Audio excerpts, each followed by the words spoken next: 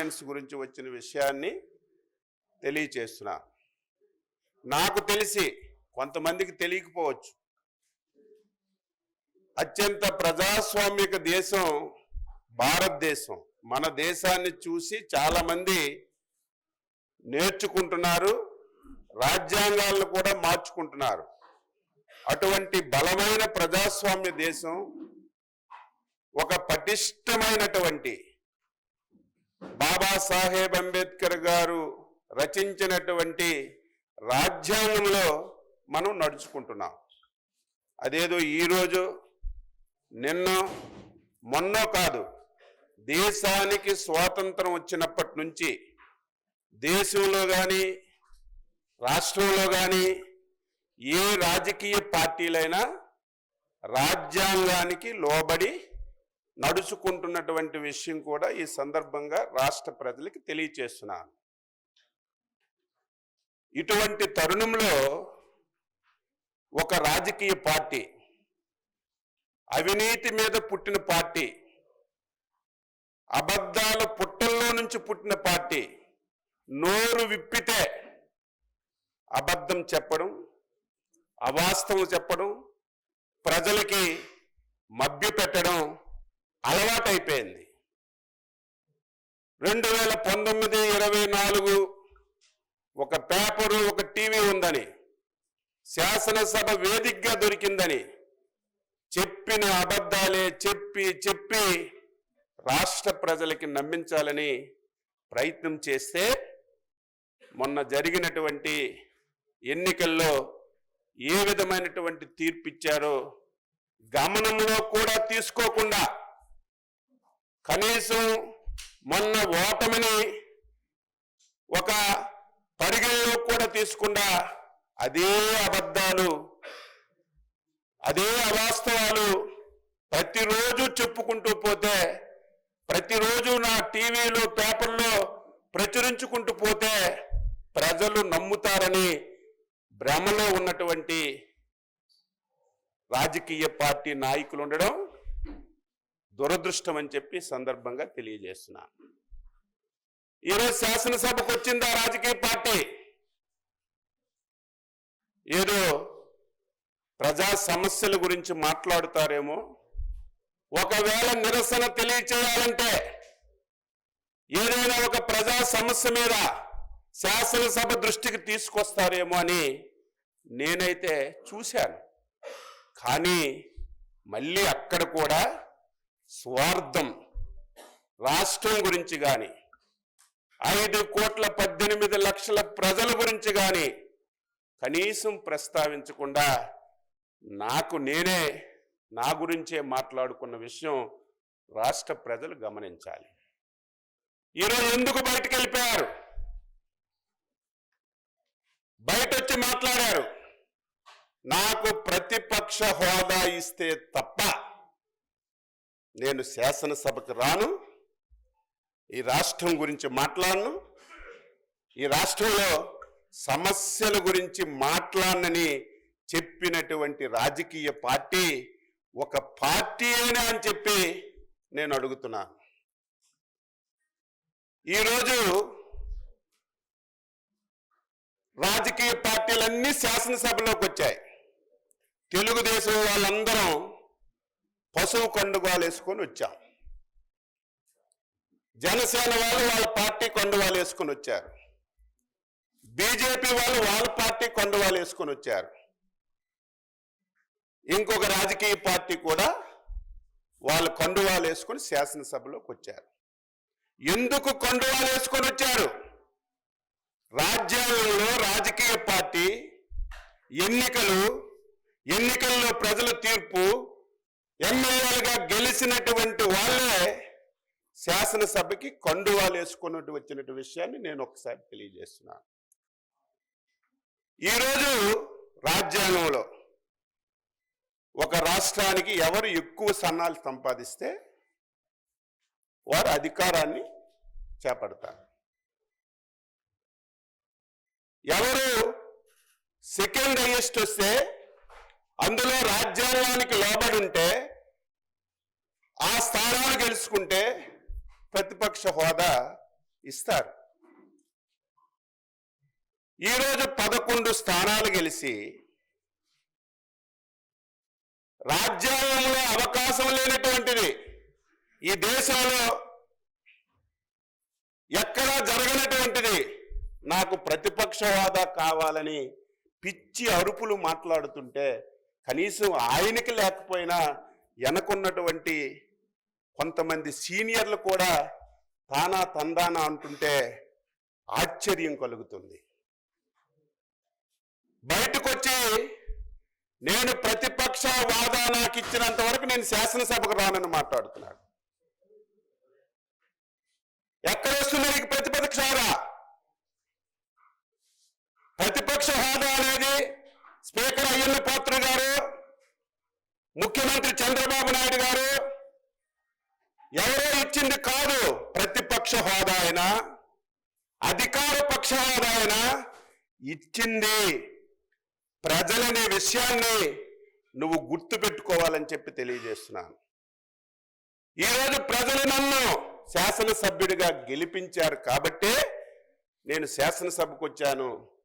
ప్రజలు గెలిపించకపోతే శాసనసభకు కూడా వచ్చే అవకాశం ఉండదు. ఈ వింత పోకడలన్నీ చూస్తుంటే ఆశ్చర్యం కలుగుతుంది. ఇటువంటి డిస్కషన్స్ ఎప్పుడు ఈ రాష్ట్రంలో జరగలేదు. ఇటువంటి ప్రస్తావనలు ఎప్పుడు కూడా జరగలేదు.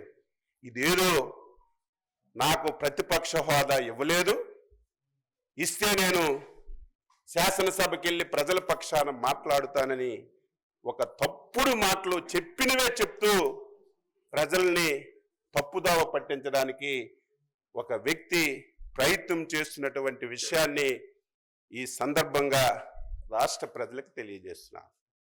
ఈ మధ్య మీరు చూశారు, ఢిల్లీలో ఎన్నికలు అయ్యాయి. మొన్నటి వరకు ముఖ్యమంత్రిగా ఉన్నారు కేజ్రీవాల్ గారు. ఎన్నికల్లో ఓడిపోయాడు, శాసనసభ్యుడు కూడా కాలేదు. నేను శాసనసభకి వెళ్ళి కూర్చుంటానంటే దానికి అర్థం ఏమైనా ఉందా? ఓడిపోయిన వ్యక్తి శాసనసభకి వెళ్ళి కూర్చొని నేను శాసనసభ్యుల్లాగా మాట్లాడతానని మాట్లాడితే దానికి అర్థం ఎక్కడైనా ఉందా? నీకు ప్రజలు శాసనసభ్యుడిగా గెలిపించి నీకు అసెంబ్లీకి పంపించిన విషయాన్ని నువ్వు గుర్తు చేసుకోవాలి. ఈరోజు వాళ్ళు వ్యవహరించినటువంటి తీరు, వాళ్ళు చెప్పినటువంటి తప్పుడు విధానం, లేనటువంటి విషయాన్ని మీరు కూడా అడగాలి కదా. పాత్రికేయులు కూడా అడుగుతున్నాను. ఇప్పుడే ఆ పార్టీ తరపున ఎవరో ప్రెస్ మీట్ పెట్టుంటారేమో, నేను చూడలేదు. మీరు అడగాలి కదా.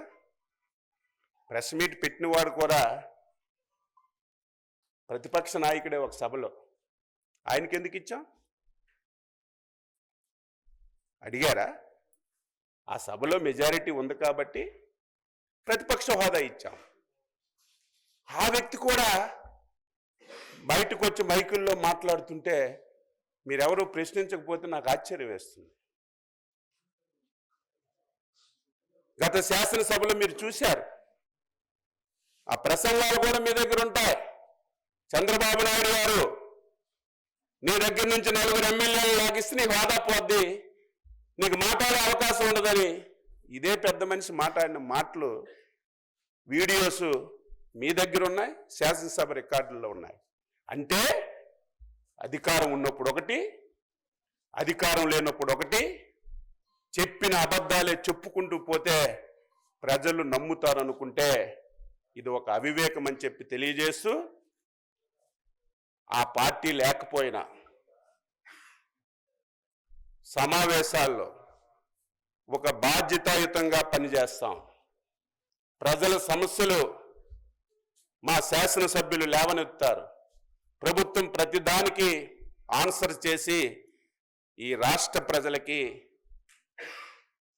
స్పష్టంగా ఈ ప్రభుత్వం చేసిన కార్యక్రమాలన్నీ చెప్పడానికి శాసనసభ వేదికను వాడుకుంటామని ఈ సందర్భంగా తెలియజేస్తూ, ఇది ప్రజలు అసహించుకుంటున్నారు.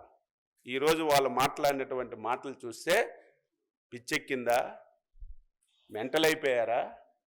ఈ దేశంలో ఎక్కడా లేదు ఇటువంటి వాదనే కాదు, ఇటువంటి ప్రతిపాదన ఎక్కడా లేదు. ఎలాగిస్తారు? ఇంకా 4 రోజులు పోతే నాకు ముఖ్యమంత్రి ఇస్తేనే నేను శాసనసభకు వస్తానని మాట్లాడినా ఆశ్చర్యపోవక్కర్లేదు. ఆ వ్యవహారం అలా ఉంది, ఆ మాటలు తీరు అలా ఉంది. ఇది ప్రజలు గమనించమని చెప్పి కోరుతున్నాను. ఇది కేవలం అటెండెన్స్ గురించి వచ్చారు. 10 నిమిషాల్లో బయటకు వెళ్ళిపోయారు, సంతకం పెట్టారు, లోపలికి వచ్చారు, 10 నిమిషాల్లో వెళ్ళిపోయారు. ఎవడైనా అడుగుతారు కదా మీలాగా ఎందుకు వెళ్ళిపోయారంటే ఏదో ఒకటి చెప్పాలి. ఏదో ఒకటి చెప్పాలంటే ప్రభుత్వం ఇది చేయలేదు, చేస్తే బాగుండని చెప్పి బయటకు వస్తే హర్షం ఉండేది. లేకపోతే 8 మాసాల్లో ప్రభుత్వం ఇది చెప్పింది చేయలేదని చెప్తే హర్షం ఉండేది. నాకు ప్రతిపక్ష హోదా ఇవ్వలేదు నాకు, కాబట్టే నేను బయటకు వెళ్ళిపోతానని సిగ్గుమాలిన మాటలు మాట్లాడి వెళ్ళిపోవడానికి అనేది ప్రతి ఒక్కరు అసహించుకుంటున్నారు. ఎవరొచ్చినా పోరాటం ఏం చూశాం కదా మొన్న శాసనసభలో, మీరు కూడా రేపు చూస్తారు కదా. పోరాటాలు చేయడానికి ఇదేంటి యుద్ధం కాదు, ఇది ప్రతిపక్ష హోదా ఉంటే ప్రతిపక్ష సభ్యులుగా వచ్చి ప్రజల సమస్యలు ఏవని చెప్తే మేము అధికార పక్షంగా స్పష్టంగా ఇదేదో ఈ పార్టీకో ఈ వ్యక్తులకు కాదు, రాష్ట్ర ప్రజలకి సమాధానం చెప్తాం, స్పష్టంగా చెప్తాం. దాని గురించి ఎప్పుడు మేము ఆలోచించడం లేదు. రేపు ఏది అడిగినా సరే, ఏ ఇష్యూ లేవలెత్తినా సరే స్పష్టంగా చెప్తాం. మాట్లాడితే మిర్చి అన్నారు ఈవేళ కూడా. నేను మొన్న కూడా చెప్పాను, జ్ఞానం ఉన్నోళ్ళు ఎవరేం చేస్తారు? మార్కెట్లో 12,500 మార్కెట్ రేటు ఉంటే ప్రభుత్వం 7,000 కొంతమంది జీవో ఎక్కడైనా ఇస్తుందా? ఎక్కడైనా ఉందా చెప్పండి? వాళ్ళు కూడా మిర్చి గురించి ప్రభుత్వం గురించి మాట్లాడుతున్నారు. ఆశ్చర్యం వేస్తుంది. అంటే ఆ జీవో కూడా మనం చూపించాను, ఎక్కడైనా ఉందా? ఈరోజు 10,500 మిర్చి తగ్గిపోతుందని చెప్పి కొంతమంది అంటే మేము మార్కెట్ వాల్యూ ఫిక్స్ చేయడానికే తర్జన పడ్డాం. అలాంటిది కనీస పరిజ్ఞానం లేకుండా మార్కెట్లో 12,500 రేటు ఉంటే 7,000 కొనండి అని జీవో ఇస్తే ఈరోజు మళ్ళీ మిర్చి గురించి మిర్చి రేట్ల గురించి మాట్లాడుతుంటే అపహాస్యం వేస్తుంది. అందరికీ నమస్కారం. మరి ఈరోజు పులివెందుల ఎమ్మెల్యే గారు ఇంకా అదే భ్రమలో ఉన్నట్లున్నారు. రాజారెడ్డి రాజ్యాంగమే అనుకుంటున్నారు. భారతదేశం అంతా అంబేద్కర్ గారి రాజ్యాంగం కొనసాగిస్తూ ఉంటే మరి ఒక ఎంపీగా, ఒక మాజీ ముఖ్యమంత్రి కొడుకుగా, మరి మాజీ ముఖ్యమంత్రిగా, ఇప్పుడు పులివెందుల ఎమ్మెల్యేగా మరి ప్రతిపక్ష హోదా ఎవరిస్తారో కూడా తెలియని విధంగా, అంటే ఆ విధంగా ఆయన మైండ్ సెట్ ఫిక్స్ అయిపోయింది. ఇంకా ఏదో ప్రజల్ని ఇంకా భ్రమ పెట్టాలి, ప్రజల్ని ఏదో విధంగా ఇంకా తప్పుడు సమాచారం, తప్పుడు మెసేజ్ ఇస్తూ ఇంకా ప్రజల్ని ఇంకా మభ్య పెట్టాలని చూశారు. ప్రజలు ఏం చేస్తే ఈ రాష్ట్రం బాగుపడుతుందనే విషయాన్ని గ్రహించే మరి పులివెందుల ఎమ్మెల్యే గారికి 11 సీట్లకే పరిమితం చేశారు. మేము మీడియా ద్వారా తెలియజేసేది ఒకటే, మీరు లాస్ట్ టైం అసెంబ్లీ జరుగుతున్నప్పుడేమో ఢిల్లీకి వెళ్ళి ధర్నా చేస్తారు. మేము క్లారిటీగా మా ముఖ్యమంత్రి గారు మాకు దిశ నిర్దేశించింది ఒకటే, కక్ష సాధింపు చర్యలు వద్దు. మేము మా మీడియా ద్వారా తెలియజేసేది ఒకటే, జగన్మోహన్ రెడ్డి గారికి మీ నిర్ణయాన్ని మార్చుకోండి, మీరు అసెంబ్లీకి రండి, ఖచ్చితంగా మీకు మైక్ ఇస్తాం, ప్రజల కోసం పోరాటం చేయండి. మీ ప్రతిపక్ష హోదా కోసం ఈ రోజు గవర్నర్ గారు ప్రసంగిస్తుంటే సేవ్ డెమోక్రసీ, దానికి అర్థం తెలిసింటే మీరు ఈరోజు సేవ్ డెమోక్రసీ అనరండి జగన్మోహన్ రెడ్డి గారు. ఇప్పటికైనా గ్రహించండి ఏం జరుగుతుందో. మీకు ఓటేసిన పులివెందుల ప్రజల కోసమైనా మీరు అసెంబ్లీలోకి వచ్చి ఏదైనా జరిగితే, ఈరోజు 5 ఏళ్ళు ప్రభుత్వంలో ఉన్నప్పుడేమో మీరు ప్రజల కోసం భూమి మీద నడవలేదు, ఇప్పుడేమో తిరుపతిలో జరిగిన ఇన్సెంటివ్ కేర్ లో ఉండే వాళ్ళ దగ్గర ఎలా పోవాలో కూడా మీకు తెలియదు. ఎమ్మెల్సీ కోడ్ ఉంది, మిర్చి మండి దగ్గరికి ఎలా పోవాలో మీకు తెలియదు, ప్రతిపక్ష హోదా ఎలా వస్తుందో మీకు తెలియదు.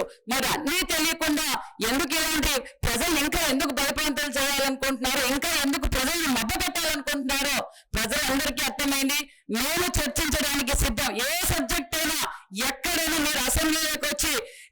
వైజ్ గా తీసుకుంటారా, లేకపోతే సబ్జెక్ట్ వైజ్ గా తీసుకుంటారా, లేకపోతే ఏ దానికైనా మేము చర్చించడానికి సిద్ధంగా ఉన్నామని కూడా తెలియజేస్తూ, మరి మీకు సలహాదారులు చాలా మంది ఉంటారు అనుకుంటే 5 సంవత్సరాలుగా మీకు చాలా మంది సలహాదారులు ఉంటారు. ఆ సలహాదారు సూచనలు తీసుకొని మరి మొన్నటి రోజున మీరు మీ రివ్యూ మీటింగ్ లో మన పార్టీ 30 ఏళ్ళు ఉంటుంది అన్నారు. ఫస్ట్ వచ్చి అసెంబ్లీలోకి వచ్చి మేము 8 నెలలు ఏం చేసాం, 5 ఏళ్ళు ఏం చేశారు, మరి మీరు సబ్జెక్ట్ వైజ్ గా కూర్చొని చర్చించడానికి మీరు వస్తే మేము చర్చించడానికి సిద్ధంగా ఉన్నామన్న విషయాన్ని కూడా తెలియజేస్తూ, జగన్మోహన్ రెడ్డి గారికి అర్థం కాలేదు ఈ షార్ట్ టైం లోనే రాష్ట్రాన్ని అభివృద్ధిలో పరుగులు పెడతా ఉంది ఎన్డీఏ ప్రభుత్వం అనే విషయాన్ని జీర్ణించుకోలేక ఏదైనా సమస్య వస్తే ప్రతిపక్ష హోదా కోసం అసెంబ్లీలోనూ బయటకు వచ్చి చెప్తారా?